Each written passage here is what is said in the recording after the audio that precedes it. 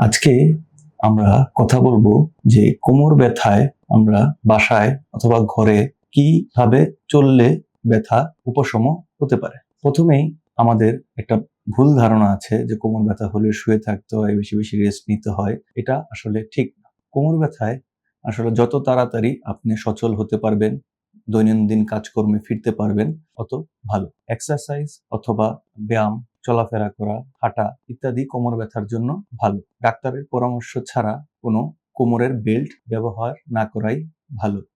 এছাড়াও আপনার ওজন নিয়ন্ত্রণে রাখতে হবে, শরীরের পোশ্চার সঠিক রাখতে হবে, সামনে ঝুঁকে ভারী জিনিস তোলা থেকে বিরত থাকতে হবে।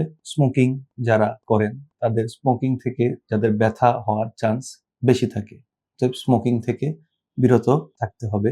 এছাড়াও যাদের শরীরে ওজন বেশি তাদের শরীরের ওজন নিয়ন্ত্রণে আনার উপায় করতে হবে। যারা অবসাদে ভুগেন, মন খারাপ থাকে, ডিপ্রেশন অথবা অ্যাংজাইটিতে ভুগেন তারা, অথবা অনেক স্ট্রেসফুল জব করেন, তাদের স্ট্রেসলেস লাইফস্টাইল মেনটেন করতে হবে। তাহলে কোমর ব্যথা নিয়ন্ত্রণে রাখা অনেক ক্ষেত্রেই সম্ভব হতে পারে। ধন্যবাদ।